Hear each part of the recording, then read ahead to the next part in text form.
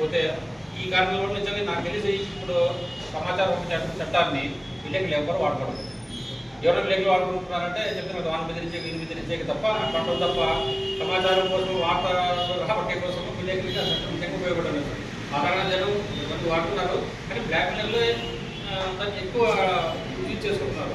ఇంతకుముందు చెప్పినట్టు సైన్స్ డెవలప్గా కానీ దాంట్లో కొన్ని నెల వరకు సమాచారం ఇచ్చే వాళ్ళకి రైట్స్ నెల తర్వాత రాబోని అడిగే రైట్స్ సమాచార హక్కుల గురించి తీసుకోవాలనే ఉద్దేశంతో ఒక సంవత్సరంలో ఒక రోజు ఉంటే బాగుంటుందని ప్రతిపాదించారు 1991లో.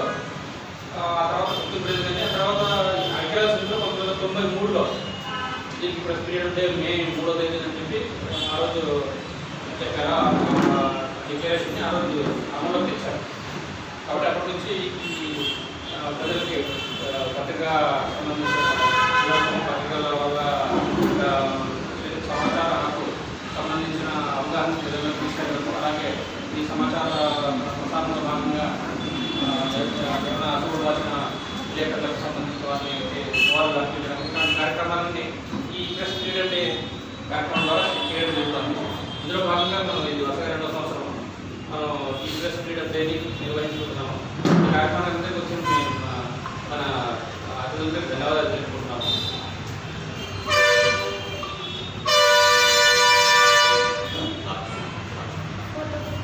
సార్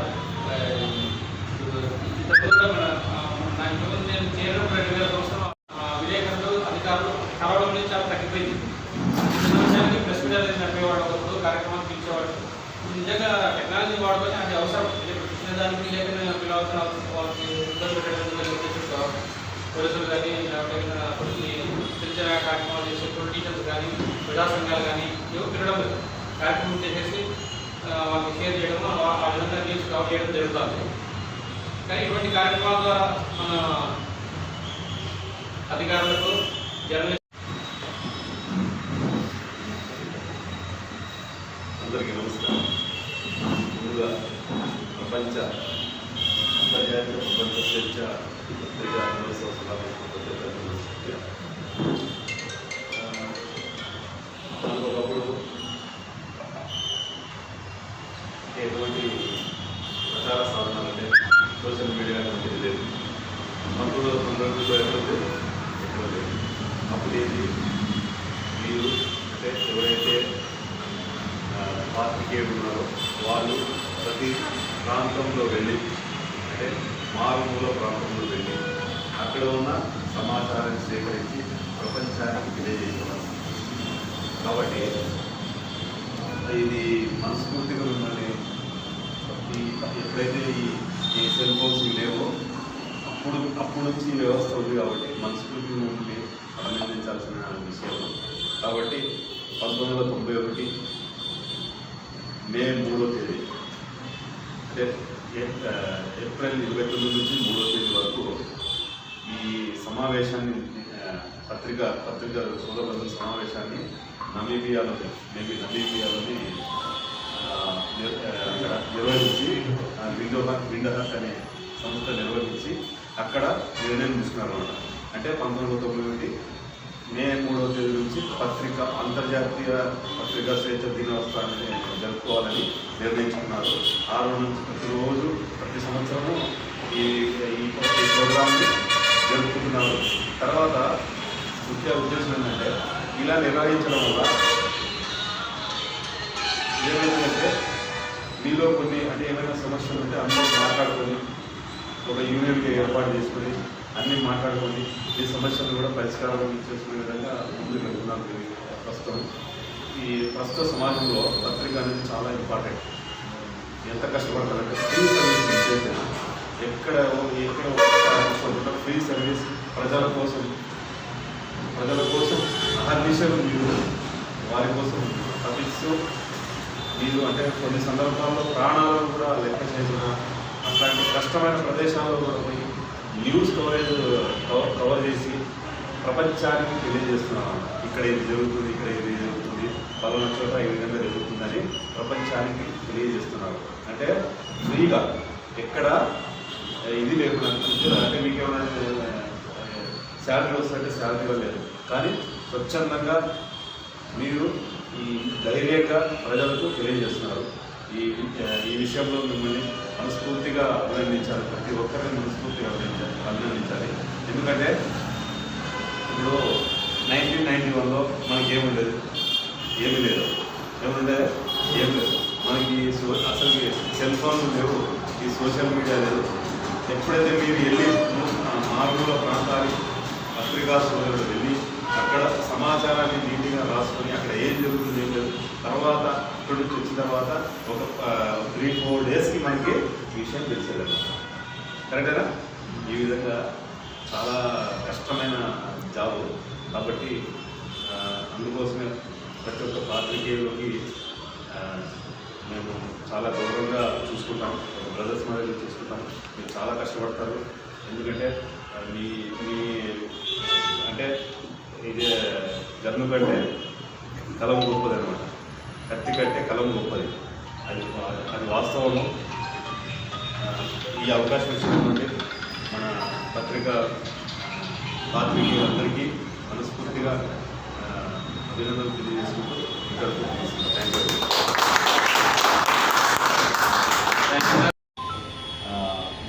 అక్కడ నిర్వహించి విండోహాక్ అనే సంస్థ నిర్వహించి అక్కడ నిర్ణయం తీసుకున్నారన్నమాట.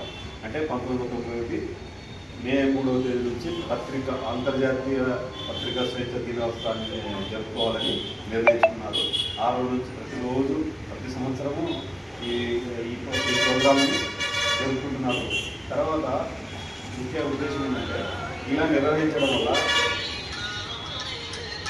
ఏమైందంటే మీలో కొన్ని అంటే ఏమైనా సమస్యలు ఉంటే అందరూ మాట్లాడుకొని ఒక యూనియన్గా ఏర్పాటు చేసుకొని అన్నీ మాట్లాడుకొని ఈ సమస్యలను కూడా పరిష్కారం చేసుకునే విధంగా ముందుకు వెళ్తున్నారు. ఈ ప్రస్తుత సమాజంలో పత్రిక అనేది చాలా ఇంపార్టెంట్. ఎంత కష్టపడతారంటే ఫ్రీ సర్వీస్ ఎస్పెషల్ ఎక్కడ కూడా ఫ్రీ సర్వీస్ ప్రజల కోసం అహర్నిశలు మీరు వారి కోసం తప్పిస్తూ మీరు అంటే కొన్ని సందర్భాల్లో ప్రాణాలను కూడా లెక్క చేయకుండా అట్లాంటి కష్టమైన ప్రదేశాల్లో కూడా పోయి న్యూస్ కవర్ చేసి ప్రపంచానికి తెలియజేస్తున్నామన్నమాట. ఇక్కడ ఇది జరుగుతుంది, ఇక్కడ ఇది జరుగుతుంది, పలానా చోట ఈ విధంగా జరుగుతుందని ప్రపంచానికి తెలియజేస్తున్నారు.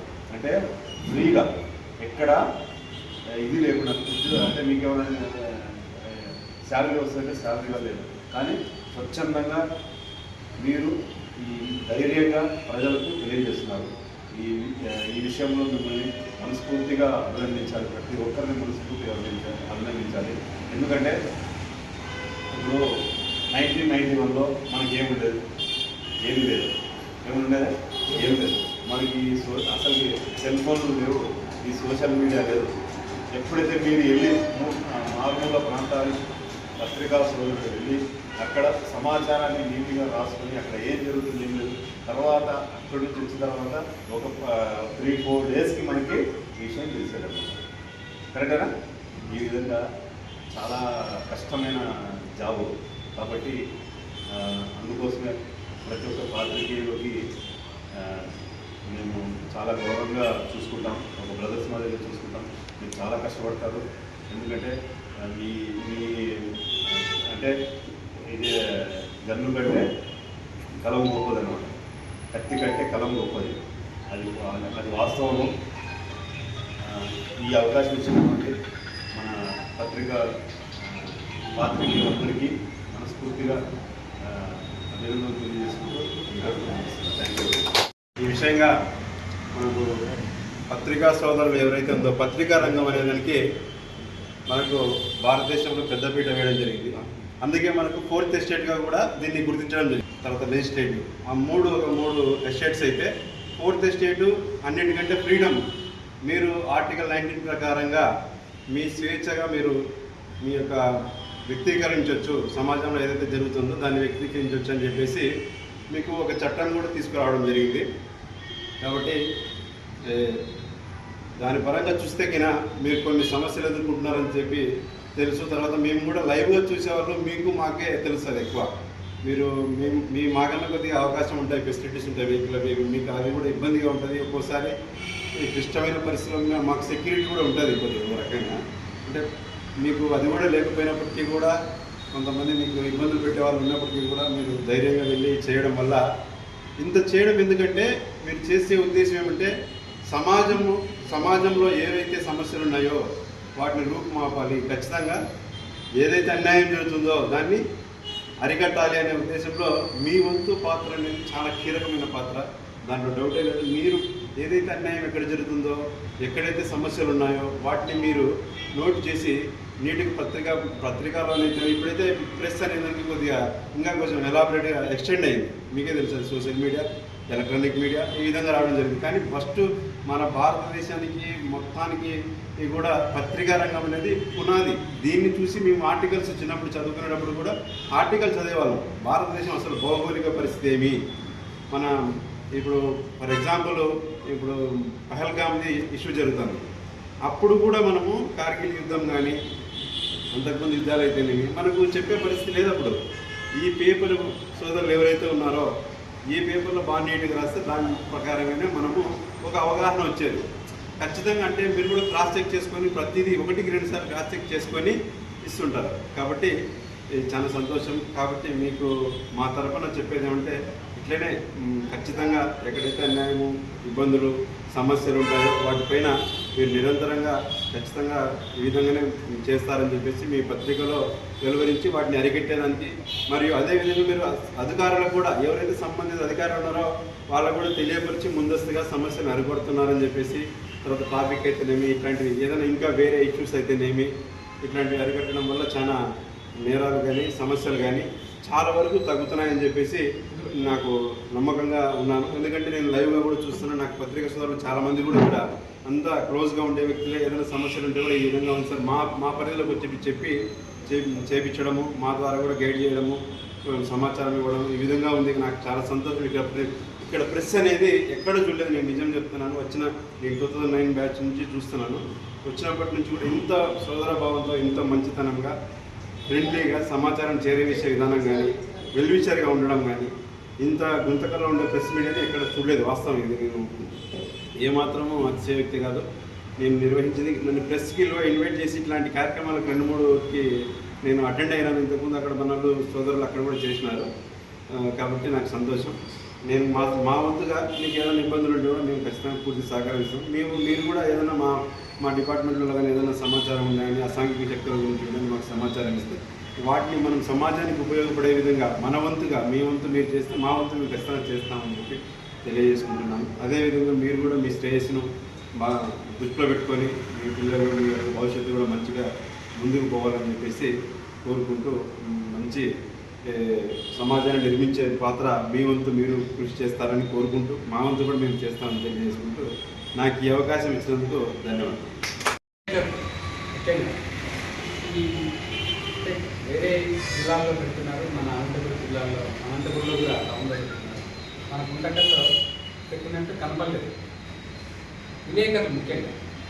ఎందుకంటే పొద్దున్న లేస్తూనే ప్రజల పక్షాన, ప్రజల గొంతు మాట్లాడుతూ, పేద వర్గాల పక్కన మాట్లాడుతూ, కార్మికుల వర్గాలు, మహిళల పట్ల మాట్లాడుతున్నటువంటి పత్రికా విలేకరులు వారి సమస్యల పట్ల కూడా మాట్లాడాల్సిన బాధ్యత ప్రజా సంఘాల మీద, ఇతర సంఘాల మీద ఖచ్చితంగా ఉందని నా ఉద్దేశం. ముఖ్యంగా మనకంతా తెలిసిన విషయమే, ఒక 20-30 సంవత్సరాల కిందట ఉన్నటువంటి విలేకరులు ఎవరైతే ఉన్నారో చాలా నిబద్ధతతో, అంటే వార్తని వార్త రూపంలోనే రాసేవారు. అది అందరం చదివేవారు. అఫ్కోర్స్ ఒకవేళ కాలక్రమేణా ఈ ప్రింట్ మీడియా, తర్వాత ఎలక్ట్రానిక్ మీడియా మారింది, అనేది సోషల్ మీడియా వరకు వచ్చేసాం. అట్లా రావడం వలన ఎవరి అభిప్రాయాలు వాళ్ళు వచ్చిన విధంగా ఇంకా ఒక కేసుకి ఇన్వెస్టిగేషన్ మొదలైంది. వీళ్ళు దాంట్లో చొచ్చుకొని దాని మీద చర్చలు పెట్టి రాసేస్తుంటారు. అంటే ఈ సోషల్ మీడియాలో ఉండేవారు. అంటే విలేకరుల పనిని ఒక రకంగా వాళ్ళే తీసుకొని వాళ్ళే రాస్తున్నట్టు అదొక పరిస్థితి. అయితే ముఖ్యంగా నిస్వార్థంగా పనిచేస్తున్నటువంటి విలేకరులు ప్రజల హక్కుల కోసం, ప్రజల కోసం పనిచేస్తున్నటువంటి విలేకరులు. వారికి ఏదైతే ఫ్రీడమ్ ఆఫ్ స్పీచ్ భారత రాజ్యాంగంలో ఆర్టికల్ 19 అని చెప్తున్నాము, దాంట్లో ఏదైతే ఆ సమస్యల్ని ఎదుటి వాళ్ళకు అంటే ఇప్పుడు పరిస్థితుల్ని మనం సమీక్షించుకుంటే రాజకీయ నాయకులకి అనుకూలంగా ఉండాల్సిన పరిస్థితి, అట్లా లేదంటే వాళ్ళ కోపం వస్తుంది పాపం. మనం ఏ మాత్రము కొల్లుకోకుండా వాళ్ళకి అనుకూలంగా రాయాల్సింది, ఏ పార్టీ అయితే వాళ్ళకి అనుకూలం. అట్లాంటి పరిస్థితులు వచ్చినాయి విలేకరులకు. నిస్వార్థంగా నిజాయితీగా రాసే వార్తల్ని వాళ్ళు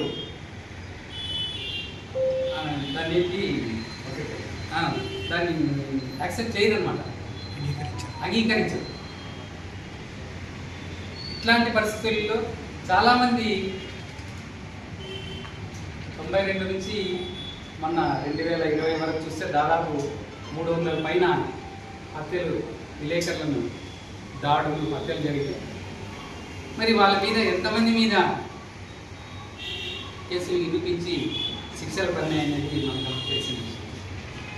లాస్ట్ మొన్నటి వరకు గౌరీ లంకేష్ ఆమె చివరికి చంపేస్తారు, నాకు ఈ థ్రెట్ ఉంది, ఇట్లా చంపుతామంటా అన్నారు అని చెప్పి సీసీ కెమెరాలు కూడా ఇంటికి బయట పెడితే అక్కడ ఉన్నటువంటి ప్రభుత్వ అధికారుల చదువుతూ అక్కడ ఉన్నటువంటి లా అండ్ ఆర్డర్ సరిగా ఇది చేయకపోవడం వలన ఆమెని నిర్దాక్షిణంగా ఇంట్లోకి ప్రవేశించి చంపడం జరిగింది. మనకు తెలిసింది. ఇట్లా ఇండియన్ ఎక్స్ప్రెస్ గోవింద్ అన్సారీ అట్లాగా ఎంతమంది దాదాపు పెద్ద పెద్ద వాళ్ళని ఎవరైతే నిస్వార్థంగా వార్తలు రాస్తారో వాళ్ళందరినీ చంపడం మనం కళ్ళెదురుగా చూస్తున్నాం. ఒక పక్క ప్రెస్ అంటేనే 4th ఎస్టేట్ అని గొప్పగా చెప్తూ, ఇంకో పక్క వాళ్ళ మీదే దాడులు చేయడం అనేది ఈ ప్రభుత్వాలు చేస్తున్నటువంటి ఒక ద్వంద్వ వైఖరి మనం చూస్తున్నాం. దీంట్లో కూడా ప్రెస్లో కూడా ఈ పొలిటికల్ ఇన్వాల్వ్మెంట్ అంటే వాళ్ళకు సంబంధించిన మీడియాని, ఎలక్ట్రానిక్ మీడియా వాళ్ళ అదుపులో పెట్టుకుని వాస్తవమైనటువంటి వార్తలను ప్రజలకు చేరవేయకుండా పత్రికా కూడా బాగుంటుంది. కాబట్టి ఈ విషయాన్ని తెలుసుకొని మనం ఏమైనా మనకు ఉంటే లోపాలు ఏమైనా ఉంటే కూడా ఈ పత్రికా స్వేచ్ఛ దినోత్సవం సందర్భంగా మళ్ళీ తప్పుల్ని సరిదిద్దుకొని కొంచెం ముందుకు పోవాల్సిన అవసరం ఉంది. ఈ కార్యక్రమం ఉద్దేశించి మన ఎన్జిఓ ఆర్గనైజేషన్ అయిన ఆనల్ ఆర్గనైజేషన్ నుంచి వ్యవస్థాపకుడైన మంజుల వెంకటేష్ గారిని మాట్లాడాల్సి కోరుతున్నాను. ముందుగా ఆంధ్రప్రదేశ్ వర్కింగ్ జర్నలిస్ట్ యూనియన్ అధ్యక్షులు మరియు కార్యవర్గానికి, వేదిక మీద ఉన్నటువంటి 1 టౌన్ సిఐ గారికి, 2 టౌన్ సిఐ గారికి అందరికి కూడా శిరస్సు వంచి నమస్సుమాంజలి తెలియజేస్తున్నాను. అంతర్జాతీయ పత్రికా స్వేచ్ఛా దినోత్సవం సందర్భంగా మిమ్మల్ని అందరినీ ఒకసారిగా కలుసుకోవడం చాలా అదృష్టంగా భావిస్తున్నాం. మీ అందరితో కూడా గత 20 సంవత్సరాలుగా అనుబంధం కలిగి ఉండడం అనేది చాలా ఆనందం.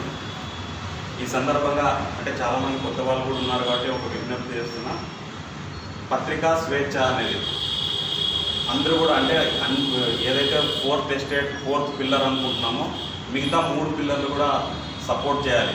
ఎందుకంటే ఏదైతే ప్రజలకి, ప్రభుత్వానికి వారధిగా ఉండి ప్రజల యొక్క సమస్యల్ని పత్రిక ద్వారా బయటకు తీసుకొస్తే దాన్ని స్పందించి ప్రభుత్వం ఆ సమస్య పరిష్కారం దిశగా పనిచేస్తుంది. ఉదాహరణకు గుంతకల్లో గత 20 సంవత్సరాలుగా నేను పబ్లిక్ డొమైన్లో ఉన్న అనేక సమస్యలు ఇక్కడ పరిష్కార మార్గాన్ని కేవలం ఇన్వెస్టిగేషన్ జర్నలిజం ద్వారా ఇక్కడ నిరూపితమైంది.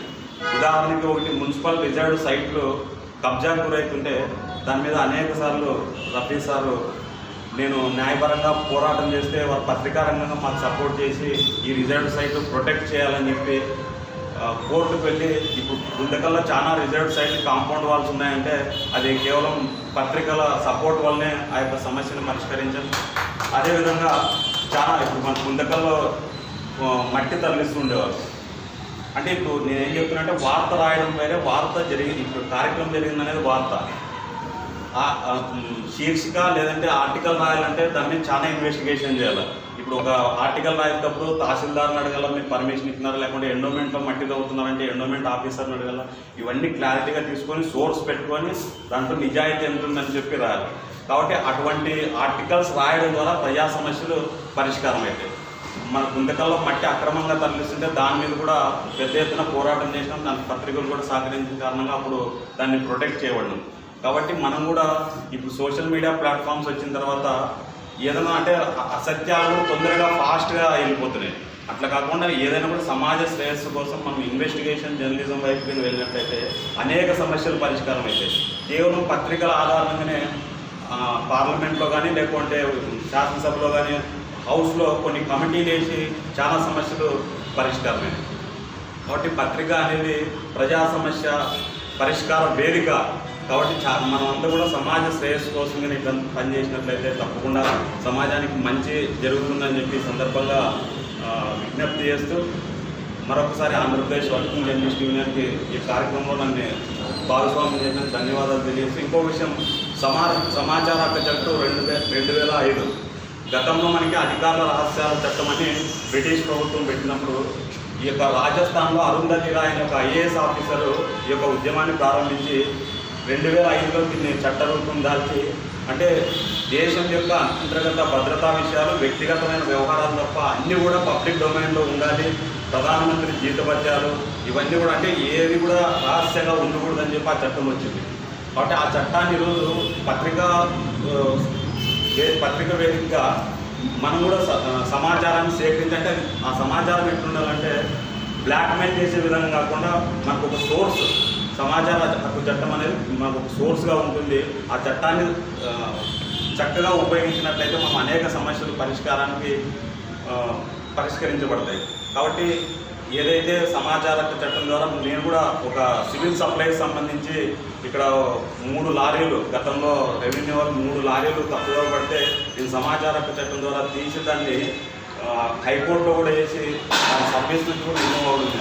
అంటే మన ప్రజల క్షేమం కోసం సమాచార హక్కు చట్టాన్ని వాటి తగిన అద్భుతమైన ఫలితాలు ఉంటాయి. వ్యక్తిగతంగా బ్లాక్మెయిల్ చేసేదానికి వాటి తగిన దానికి చెడు పరిణామాలు ఎదురయ్యే అవకాశం ఉంటుంది. కాబట్టి పత్రికా సోదరులకు విజ్ఞప్తి చేస్తున్నా, సమాచార హక్కు చట్టాన్ని సమాజంలో ఉన్నటువంటి యాంటీ సోషల్ ఎలిమెంట్స్ కాకుండా సమాజం కోసం, సమాజ శ్రేయస్సు కోసం పనిచేసినటువంటి మనలాంటి వాళ్ళు మీద ఉపయోగిస్తే మంచి ఫలితాలు వస్తాయని ఈ సందర్భంగా తెలియజేస్తూ ఈ యొక్క అవకాశం ఇచ్చిన ఆంధ్రప్రదేశ్ వర్కింగ్ జర్నలిస్ట్ యూనియన్కి మరొకసారి ధన్యవాదాలు చేస్తూ ముగిస్తున్నా. జై హింద్, జై భారత్. నిజంగా అది నాకే కాదు మీకు కూడా వర్తిస్తుందండి. గన్ కంటే పెన్ను గొప్పదండి. మీరున్నారు, గన్ని వాడే అవకాశం చాలా తక్కువ వస్తుంది. మీరు ఎవరైతే అవినీతిపడుతున్నారో, ఎవరైతే యాంటీ సోషల్ ఎలిమెంట్గా ఉన్నారో వాళ్ళ గురించి ఒక సెక్షన్లు పెట్టి ఒక ఎఫ్ఐఆర్ రాసి కోర్టులను హాజరుపరిస్తే దానివల్ల శిక్షపడుతుంది. కానీ గన్ను ఉపయోగించి చాలా తక్కువ. మీరు పెన్ను ఉపయోగించి మా దగ్గర మీరు పెన్ను ఉపయోగించేదే వీళ్ళు కాకుండా ఎక్కువ ఉంటుంది. కాబట్టి గన్ను ఉండేది కంట్రోల్ చేయడానికే. కానీ నిజంగా అవినీతి పనులు కానీ ఎవరికి శిక్ష పడేది మీరు వాడే పెన్ను మేము వాడే పెన్ను వల్లనే. ఈ విషయం తెలిపి ధన్యవాదాలు తెలియజేస్తున్నాను. మనం యాక్చువల్గా ప్రింట్ మీడియానే ముందు నుంచి ప్రజలు నడుపుకునే ఒక మీడియా, ఒక ప్రసార సాధనం. ఎలక్ట్రానిక్ మీడియా ఉన్నా కూడా అన్ని ప్రభుత్వాల ఆధీనంలో ఉంటాయి. 1991 ఆ ప్రాంతం వరకు 94 అనుకుంటాం మన ఆంధ్రప్రదేశ్లో ఒక TV9 అనే ఎలక్ట్రానిక్ మీడియా, TV2 అనేది 2004లో ఒక టీవీ ఛానల్, ఒక ఎపిసోడ్ నడిపిందండి. ఈటీవీలో ఫుల్ టైం న్యూస్ ఛానల్ కాలేదు. అప్పుడు పొద్దున సాయంత్రం మధ్యాహ్నం ఒక బులెటిన్ వదిలేదు. అంతవరకు 1994 వరకు ఎలక్ట్రానిక్ ప్రైవేట్ మీడియానే లేదు. ఆ తర్వాత ఎలక్ట్రానిక్ మీడియా డెవలప్ అయింది. కాబట్టి అంతవరకు ఈ ప్రెస్ మీడియా అంటే అనే పదం ఏదో వచ్చిందంటే ఓన్లీ ప్రెస్ ఒకటే ఉంది. ప్రజలు నడుపుకునే సంస్థలు ప్రభుత్వాధీనంలో కాకుండా ప్రైవేట్గా ఉండే ప్రసార సాధనం ఓన్లీ ప్రెస్ ప్రింట్ మీడియా మాత్రం ఉంది. కాబట్టి ఈ పదం వచ్చింటుంది. అండ్ దీంట్లోకే ఎలక్ట్రానిక్ మీడియా కార్యక్రమాలు కూడా నిర్వహించడం జరుగుతుంది. ఈ కార్యక్రమానికి ఈ విషయాలు మాట్లాడుతుంది ఆయన అనుభవాలు తెలియజేయగా మొత్తం చేయగాలి. ముందుగా అంతర్జాతీయ పత్రికా స్వేచ్ఛ శుభాకాంక్షలు సోదరులకి నా యొక్క నమస్కారాలు. ఈరోజు ఇక్కడికి ఇన్వైట్ చేసినందుకు థ్యాంక్స్ చెప్పుకుంటాను. ఈ విషయంగా మనకు పత్రికా సోదరులు ఎవరైతే ఉందో పత్రికా రంగం అనేదానికి మనకు భారతదేశంలో పెద్దపీట వేయడం జరిగింది. అందుకే మనకు 4th ఎస్టేట్గా కూడా దీన్ని గుర్తించడం జరిగింది. మనకి ఏదైతే గవర్నమెంట్ ఉంటుందో ఫస్ట్, సెకండ్, థర్డ్, జ్యుడిషియరీ, తర్వాత కార్యనిర్వాహక వర్గము, తర్వాత లెజిస్లేటివ్, ఆ మూడు ఎస్టేట్స్ అయితే 4th ఎస్టేట్ అన్నిటికంటే ఫ్రీడమ్. మీరు ఆర్టికల్ 19 ప్రకారంగా మీ స్వేచ్ఛగా మీరు మీ యొక్క వ్యక్తీకరించవచ్చు, సమాజంలో ఏదైతే జరుగుతుందో దాన్ని వ్యక్తీకరించవచ్చు అని చెప్పేసి మీకు ఒక చట్టం కూడా తీసుకురావడం జరిగింది. కాబట్టి దాని పరంగా చూస్తే కినా మీరు కొన్ని సమస్యలు ఎదుర్కొంటున్నారని చెప్పి తెలుసు. తర్వాత మేము కూడా లైవ్గా చూసేవాళ్ళం, మీకు మాకే తెలుస్తుంది ఎక్కువ. మీరు మీ మాకన్నా కొద్దిగా అవకాశం ఉంటాయి, ఫెసిలిటీస్ ఉంటాయి, వెహికల్ అవి మీకు అవి కూడా ఇబ్బందిగా ఉంటుంది. ఒక్కోసారి క్లిష్టమైన పరిస్థితుల్లో మాకు సెక్యూరిటీ కూడా ఉంటుంది కొద్దిగా రకంగా. అంటే మీకు అది కూడా లేకపోయినప్పటికీ కూడా కొంతమంది మీకు ఇబ్బందులు పెట్టే వాళ్ళు ఉన్నప్పటికీ కూడా మీరు ధైర్యంగా వెళ్ళి చేయడం వల్ల ఇంత చేయడం ఎందుకంటే మీరు చేసే ఉద్దేశం ఏమంటే సమాజంలో ఏవైతే సమస్యలు ఉన్నాయో వాటిని రూపుమాపాలి, ఖచ్చితంగా ఏదైతే అన్యాయం జరుగుతుందో దాన్ని అరికట్టాలి అనే ఉద్దేశంలో మీ వంతు పాత్ర అనేది చాలా కీలకమైన పాత్ర, దాంట్లో డౌటే లేదు. మీరు ఏదైతే అన్యాయం ఎక్కడ జరుగుతుందో, ఎక్కడైతే సమస్యలు ఉన్నాయో వాటిని మీరు నోట్ చేసి నీటికి పత్రికలోనైతే ఇప్పుడైతే ప్రెస్ అనేది కొద్దిగా ఇంకా కొంచెం ఎలాబరేట్గా ఎక్స్టెండ్ అయ్యింది. మీకు తెలుసు సోషల్ మీడియా, ఎలక్ట్రానిక్ మీడియా ఈ విధంగా రావడం జరిగింది. కానీ ఫస్ట్ మన భారతదేశానికి మొత్తానికి కూడా పత్రికా రంగం అనేది పునాది. దీన్ని చూసి మేము ఆర్టికల్స్ చిన్నప్పుడు చదువుకునేటప్పుడు కూడా ఆర్టికల్ చదివేవాళ్ళం. భారతదేశం అసలు భౌగోళిక పరిస్థితి ఏమి, మన ఇప్పుడు ఫర్ ఎగ్జాంపుల్ ఇప్పుడు పహల్గామ్ది ఇష్యూ జరుగుతుంది, అప్పుడు కూడా మనము కార్గిల్ యుద్ధం కానీ అంతకుముందు యుద్ధాలు అయితేనేమి మనకు చెప్పే పరిస్థితి లేదు. అప్పుడు ఈ పేపర్ సోదరులు ఎవరైతే ఉన్నారో ఏ పేపర్లో బాగా నీట్గా రాస్తే దాని ప్రకారంగానే మనము ఒక అవగాహన వచ్చేది. ఖచ్చితంగా అంటే మీరు కూడా క్రాస్ చెక్ చేసుకొని ప్రతిదీ 1-2 సార్లు క్రాస్ చెక్ చేసుకొని ఇస్తుంటారు. కాబట్టి చాలా సంతోషం. కాబట్టి మీకు మా తరఫున చెప్పేది ఏమంటే ఇట్లనే ఖచ్చితంగా ఎక్కడైతే అన్యాయము, ఇబ్బందులు, సమస్యలు ఉంటాయో వాటిపైన మీరు నిరంతరంగా ఖచ్చితంగా ఈ విధంగానే చేస్తారని చెప్పేసి మీ పత్రికలో వెలువరించి వాటిని అరికట్టేదానికి, మరియు అదేవిధంగా మీరు అధికారులకు కూడా ఎవరైతే సంబంధిత అధికారులు ఉన్నారో వాళ్ళకు కూడా తెలియపరిచి ముందస్తుగా సమస్యలు అరిపడుతున్నారని చెప్పేసి, తర్వాత ట్రాఫిక్ అయితేనేమి ఇట్లాంటివి ఏదైనా ఇంకా వేరే ఇష్యూస్ అయితేనేమి ఇట్లాంటివి అరికట్టడం వల్ల చాలా నేరాలు కానీ సమస్యలు కానీ చాలా వరకు తగ్గుతున్నాయని చెప్పేసి నాకు నమ్మకంగా ఉన్నాను. ఎందుకంటే నేను లైవ్లో కూడా చూస్తున్నాను, నాకు పత్రికా సోదరులు చాలామంది కూడా ఇక్కడ అంతా క్లోజ్గా ఉండే వ్యక్తులే ఏదైనా సమస్యలు ఉంటే కూడా ఈ విధంగా ఉంది సార్ మా పరిధిలోకి వచ్చి చెప్పి చేయించడము, మా ద్వారా కూడా గైడ్ చేయడము, సమాచారం ఇవ్వడం ఈ విధంగా ఉంది. నాకు చాలా సంతోషం. ఇక్కడ ప్రెస్ అనేది ఎక్కడ చూడలేదు, నేను నిజం చెప్తున్నాను. నేను 2009 బ్యాచ్ నుంచి చూస్తున్నాను. వచ్చినప్పటి నుంచి కూడా ఇంత సోదర భావంతో, ఇంత మంచితనంగా, ఫ్రెండ్లీగా సమాచారం చేరవేసే విధానం కానీ, వెల్విచర్గా ఉండడం కానీ, ఇంత గుంతకల్లో ఉండే ప్రెస్ మీడియాని ఎక్కడ చూడలేదు. వాస్తవం ఇది నేను ఏమాత్రమూ అతిశయోక్తి కాదు. నేను నిర్వహించింది నన్ను ప్రెస్కి ఇన్వైట్ చేసి ఇట్లాంటి కార్యక్రమాలకు 2-3 నేను అటెండ్ అయినాను. ఇంతకుముందు అక్కడ మన వాళ్ళు సోదరులు అక్కడ కూడా చేసినారు. కాబట్టి నాకు సంతోషం. నేను మా వంతుగా మీకు ఏదైనా ఇబ్బందులు ఉంటే కూడా మీకు ఖచ్చితంగా పూర్తి సహకరిస్తాను. మీరు కూడా ఏదైనా మా డిపార్ట్మెంట్ వల్ల కానీ ఏదైనా సమాచారం కానీ అసాంఘిక శక్తుల గురించి ఉంటే మాకు సమాచారం ఇస్తుంది. వాటిని మనం సమాజానికి ఉపయోగపడే విధంగా మన వంతుగా మీ వంతు మీరు చేస్తే మా వంతుని ఖచ్చితంగా చేస్తామని చెప్పి తెలియజేసుకుంటున్నాను. అదేవిధంగా మీరు కూడా మీ స్టేజ్ను దృష్టిలో పెట్టుకొని మీ పిల్లలు మీ యొక్క భవిష్యత్తు కూడా మంచిగా ముందుకు పోవాలని చెప్పేసి కోరుకుంటూ మంచి సమాజాన్ని నిర్మించే పాత్ర మీ వంతు మీరు కృషి చేస్తారని కోరుకుంటూ మా వంతు కూడా మేము చేస్తామని తెలియజేసుకుంటూ నాకు ఈ అవకాశం ఇచ్చినందుకు ధన్యవాదాలు.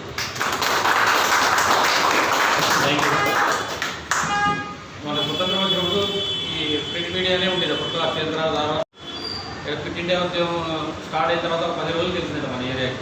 అంటే అంతస్లో పత్రికలు, అది కూడా పత్రిక ద్వారానే ఒక వార్త వచ్చి ఒక పేపర్ జిల్లాకి అన్నప్పుడు మాత్రమే వచ్చే పరిస్థితులు ఆ రోజు ఉండేవి. ఒక వార్త స్టార్ట్ అయ్యి క్విట్ ఇండియా లాంటి ఉద్యమమే ఇక్కడ తెలిసి వారం 10 రోజులు అయ్యిందంటే ఆ రోజు పరిస్థితి ఉంది. మీరు చాలా చెప్పినట్లు అప్పుడు ప్రింట్ మీడియా మాత్రమే ఉండింది. ఆ తర్వాత ఎలక్ట్రానిక్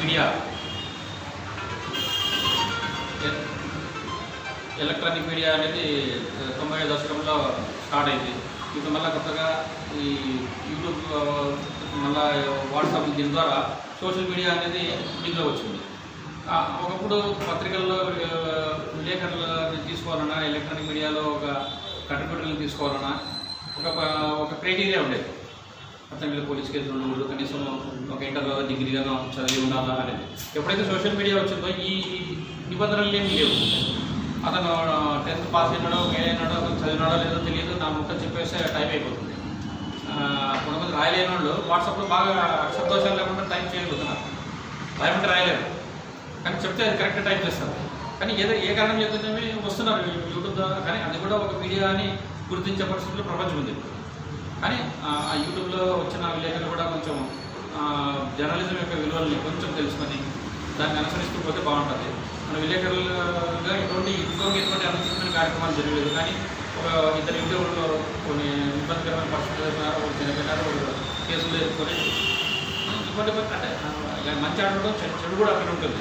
పాలిటిక్స్లో ఒక మంచి విలువైన రాజకీయవేత్తలు వచ్చేవాళ్ళు. రాను ఏమైంది, అందరూ దాంట్లో పోవడం మొదలుపెట్టారు. అది ఈ ప్రెస్ మీడియా ఫీల్డ్ కూడా విలేకరులు ఎవరు వాడతారు.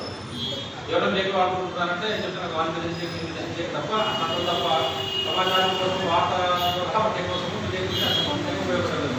సాధారణ జనం వాడుతున్నారు, కానీ బ్లాక్మెయిల్లో దాన్ని ఎక్కువ యూజ్ చేసుకుంటున్నారు. ఇంతకుముందు చెప్పినట్టు సైన్స్ డెవలప్ అయ్యేది, సైంటిఫిక్ శాస్త్రీయ ఉంది, దాంట్లో మంచిగా ఉంటే వెంటనే ఎక్కువగా మనం చూపిస్తున్నాం. ప్రజలు కూడా ఒక వచ్చిపోయిందంటే దాన్ని స్వాభావికంగా దాన్ని ఆటోమేటిక్గా ఏదైనా సంపాదించుకున్నాం ఈ ఆవైపోయాయి. నేను కొత్తగా చూస్తున్నాను కదా, రిపోర్ట్ అడిగేవాళ్ళే లేదు. సమాచార పరిస్థితి ఎందుకంటే మంచిదంతో రాబట్టుకుంటే నా అంశం తీసుకున్న అంశం సాధిస్తున్నాడు తప్ప నాకు సమాచారం కావాల్సిందని చెప్పి సమాచారం చేయగలిగినాడ ఒక లెటర్ పారేసి ప్రకారం ఫాలో చేసి తెచ్చుకున్నాడు ఒకరు కూడా లేదు. దాన్ని ఎవరు వాడుకుంటారంటే ఎవరు స్కూళ్ళకి ఇన్ఫర్మేషన్ అడిగేవాళ్ళు ఇట్లా దుర్వినియోగం అవుతుంది. కానీ చట్టం చేయడం అర్థమైనది. ఎందుకంటే ఉపాధి హామీ చట్టం అనేది భ్రమణ ఉపయోగపడుతుంది. కానీ ఫీల్డ్లో చిన్న స్థాయి చూస్తే అట్లా ఏం జరగడం,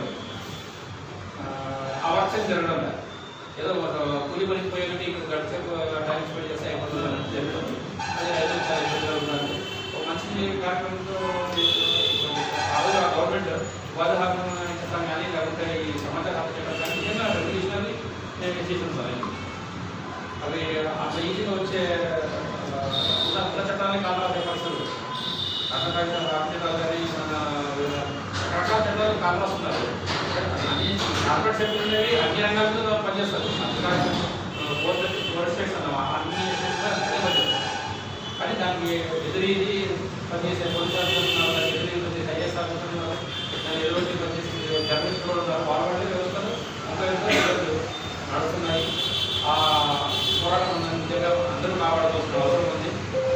ఈ కార్యక్రమం నిజంగా ఇంకా బాగుంటుంది. ఈ కరెన్సీ ఇవ్వడం వల్ల చాలా ఇబ్బందులు ఉంటాయి. ఇష్టపడి కరెక్ట్ ఈ కార్యక్రమం ఉంటుంది. ఒకటి ప్రతి బయట రేటింగ్ అనుకోలేదు. జర్నలిస్ట్ మాత్రమే వేరే తీసుకున్నాం అనుకుంటాం. భారీగా చేయడం అందించే కొన్ని వాళ్ళు సిద్ధంగా ఉన్నారు. కాబట్టి మన వరకు మన ఆఫీసు చాలా తెలియదు చూపించినట్టు ఉంటుంది. ఇంకో విషయం, ఈ కార్యక్రమం నేను నియోజకవర్గ అధ్యక్షుడిని. అన్ని కార్యక్రమాలు నాకు నేనే లీడ్ చేశాను. కానీ ఇది ఫస్ట్ టైం ఇది town electronic media and print media వాళ్ళకి అవకాశం చేశాను. వాళ్ళు నిజంగా చాలా నీట్గా వ్యవహారం చేశారు. ఈ కార్యక్రమంలో వచ్చిందంటే మనకు ఆ సమస్య ఉండేది కాదు. మేము అడిగెట్టాము బాగా ఆగాసాగా అడిగేదాన్ని. ఆయన కూడా ఓడియా ఆర్గనైజేషన్స్కి ఆయన కూడా ఒక ఉద్యోగం ఇచ్చారు. కానీ ఏదో మీడియా కార్యక్రమం ఉందంట. దానివల్ల మీడియా అవసరం. కాబట్టి ఇట్లా ఈ ప్రెస్ ప్రతిపాదించినారు 1991లో. ఆ తర్వాత గుర్తింపు లేదు. కానీ ఆ తర్వాత ఐక్యరాజ్య సమితిలో 1993లో దీనికి ప్రెస్ పీరియడ్ ఉంటే మే 3వ తేదీ అని చెప్పి ఆ రోజు చెప్పారు. ఆ డిక్లరేషన్ని ఆ రోజు అమల్లోకి తెచ్చారు.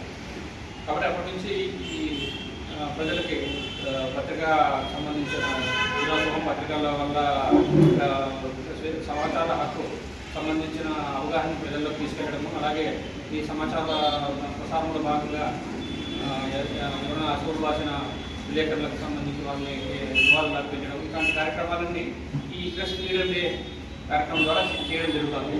ఇందులో భాగంగా మనం ఇది వరుసగా 2వ సంవత్సరము మనం ఈ ప్రెస్ ఫ్రీడమ్ డేని నిర్వహించుకుంటున్నాము. ఈ కార్యక్రమానికి వచ్చిన మన అతిథులకు ధన్యవాదాలు తెలుపుకుంటున్నాము. చాలా ఎక్కువ అవినాభావ సంబంధాలు ఉండేవి, కానీ ఈ సోషల్ మీడియా పెరిగిన తర్వాత వాట్సాప్, ఈ టెలిగ్రామ్ యాప్, ఇవన్నీ యూట్యూబ్లో వచ్చిన తర్వాత విలేకరులు అధికారులు కలవడం అనేది చాలా తగ్గిపోయింది. చిన్న విషయానికి ప్రెస్ మీట్ అనేది నడిపేవాళ్ళు, ఒకరు కార్యక్రమాలు పిలిచేవాళ్ళు. నిజంగా టెక్నాలజీ వాడుకొని అది అవసరం, పిలిచేదానికి విలేకరులు పిలవాల్సిన అవసరం, వాళ్ళకి ఇబ్బంది పెట్టడం ఉద్దేశంతో పోలీసులు కానీ లేకపోతే కొన్ని చిన్న కార్యక్రమాలు చేసే పొలిటీషియన్స్ కానీ ప్రజా సంఘాలు కానీ ఎవరు పిలవడం లేదు. కార్యక్రమం చేసేసి వాళ్ళకి షేర్ చేయడము, ఆ విధంగా న్యూస్ కవర్ చేయడం జరుగుతుంది. కానీ ఇటువంటి కార్యక్రమాల ద్వారా మన అధికారులకు జర్నలిస్టులకు మధ్య ఉండే ఒక గ్యాప్ని పూరించే ఉద్దేశంతో ఈ మీటింగ్ ఏర్పాటు చేయడం జరిగింది. కాబట్టి ఈ కార్యక్రమం సంబంధించి ఈ 2 ముఖ్య మాట్లాడాల్సింది మన కుటుంబ సిఐ గారిని అభ్యర్థిస్తున్నాను. అవినీతిపడుతున్నారో, ఎవరైతే యాంటీ సోషల్ ఎలిమెంట్గా ఉన్నారో వాళ్ళ గురించి ఒక సెక్షన్లు పెట్టి ఒక ఎఫ్ఐఆర్ రాసి కోర్టుకు హాజరుపరిస్తే దానివల్ల శిక్ష పడుతుంది. కానీ గన్ను ఉపయోగించే చాలా తక్కువ. మీరు పెన్ను ఉపయోగించి మా దగ్గర మీరు పెన్ను ఉపయోగించేదే జీవితకాలంలో ఎక్కువ ఉంటుంది. కాబట్టి గన్ను ఉండేది కంట్రోల్ చేయడానికే, కానీ నిజంగా అవినీతి పడుతుంది శిక్ష పడేది మీరు వాడే పెన్ను మేము వాడే పెన్ను వల్లనే. ఈ విషయం తెలిపినందుకు ధన్యవాదాలు తెలియజేస్తున్నాను. మనం యాక్చువల్గా ప్రింట్ మీడియానే ముందు నుంచి ప్రజలు నడుపుకునే ఒక మీడియా, ఒక ప్రసార సాధనం. ఎలక్ట్రానిక్ మీడియా అంటూ ఉన్నా కూడా అన్ని ప్రభుత్వాల ఆధీనంలో ఉండేవి. 1991 ఆ ప్రాంతం వరకు 94లో అనుకుంటాను మన ఆంధ్రప్రదేశ్లో ఒక TV9 అనే ఎలక్ట్రానిక్ మీడియా, ఈటీవీ2 అనేది 2004లో ఒక టీవీ ఒక ఎపిసోడ్ నడిపిందండి. ఈటీవీలో ఫుల్ టైం న్యూస్ ఛానల్ కాదు. ఇప్పుడు పొద్దున సాయంత్రం మధ్యాహ్నం ఒక బులెటిన్ వదిలేదు. అంతవరకు 1994 వరకు ఎలక్ట్రానిక్ ప్రైవేట్ మీడియానే లేదు. ఆ తర్వాత ఎలక్ట్రానిక్ మీడియా డెవలప్ అయింది. కాబట్టి అంతవరకు ఈ ప్రెస్ ఫ్రీడమ్ డే అని పదం ఎందుకు వచ్చిందంటే ఉన్నప్పుడు ప్రెస్ ఒకటే ఉంటుంది, ప్రజలు నడుపుకునే సంస్థలు. ప్రభుత్వాధీనంలో కాకుండా ప్రైవేట్గా ఉండే ప్రసార సాధనం ఓన్లీ ప్రెస్ ప్రింట్ మీడియా మాత్రం ఉంటుంది. కాబట్టి ఈ పదం వచ్చింటుంది. కానీ దీంట్లోకే ఎలక్ట్రానిక్ మీడియా కార్యక్రమాలు కూడా నిర్వహించడం జరుగుతుంది. ఈ కార్యక్రమానికి విషయాన్ని మాట్లాడే వరకు ఆయన అనుభవం తెలియజేస్తుందిగా వంటలు సిఐ గారిని అభ్యర్థిస్తున్నాను.